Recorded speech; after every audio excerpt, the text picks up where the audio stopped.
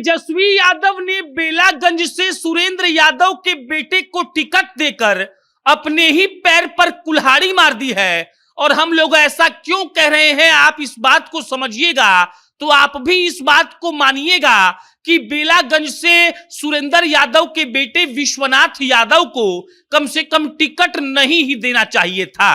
तेजस्वी यादव अब मजबूर होकर मंच से माफी मांग रहे हैं, लोग से कह रहे हैं कि अगर ये काम नहीं करेगा तो अगली बार से इसको टिकट नहीं देंगे। ओसामा साहब मंच से कह रहे हैं कि अगर कोई भूल चूक हो गई हो तो उनको माफ करिए, लेकिन इस बार बस जिता दीजिए। और इन सब बातों से अब एक बात तो क्लियर हो गया है कि आरजेडी वाले अब पछता रहे हैं कि उनको सुरेंद्र यादव को बेटे को टिकट कम से कम नहीं देना चाहिए था।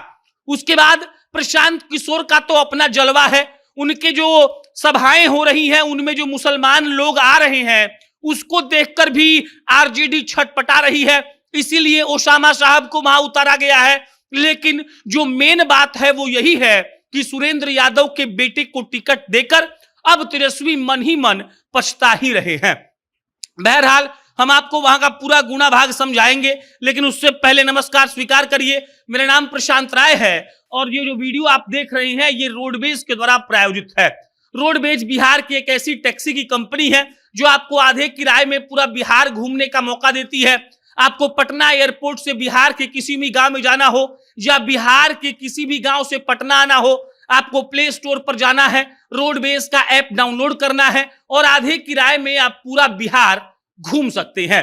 अब लौटते हैं ओसामा साहब पर, तेजस्वी यादव पर, बेलागंज पर, सुरेंद्र प्रसाद यादव पर और उनके बेटे विश्वनाथ यादव पर। सबको पता है कि बिहार में 4 सीटों पर 13 नवंबर को उपचुनाव होने वाला है, परसों चुनाव होगा। लेकिन जो सबसे बड़ी बात निकलकर सामने आ रही है वो यही है कि सुरेंद्र यादव के बेटे को टिकट देकर तेजस्वी यादव ने अपने पैर पर कुल्हाड़ी मार दी है। और ऐसा हम इसीलिए कह रहे हैं क्योंकि जहां जहां बेलागंज में आरजेडी के लोग प्रचार करने जा रहे हैं वहां वहां उनको मुसलमानों का विरोध का सामना करना पड़ रहा है।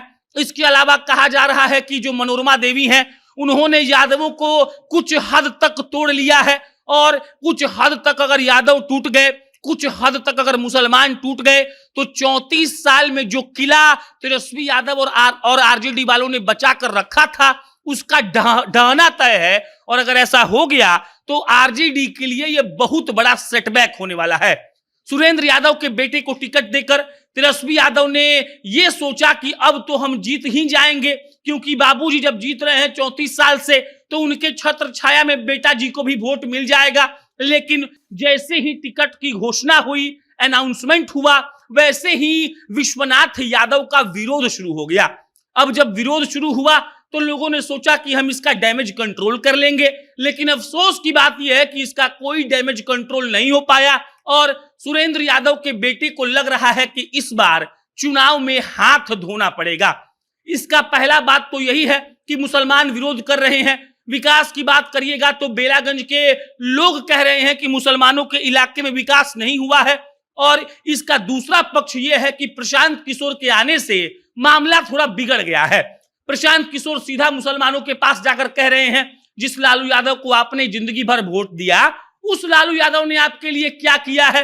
वो कहते हैं कि लालू जी तो अपने बेटा को मुख्यमंत्री बनवाना चाहते हैं, उनको आप लोगों से ना मोहब्बत है ना उनको आप लोगों से मतलब है। और मुसलमान जितने संख्या में प्रशांत किशोर के सभाओं में जा रहे हैं उससे यह भी क्लियर हो रहा है कि मुसलमान इस बार आरजेडी को वोट नहीं देने वाले हैं और सुरेंद्र यादव के बेटे का पूरा खेल ही बिगड़ने वाला है।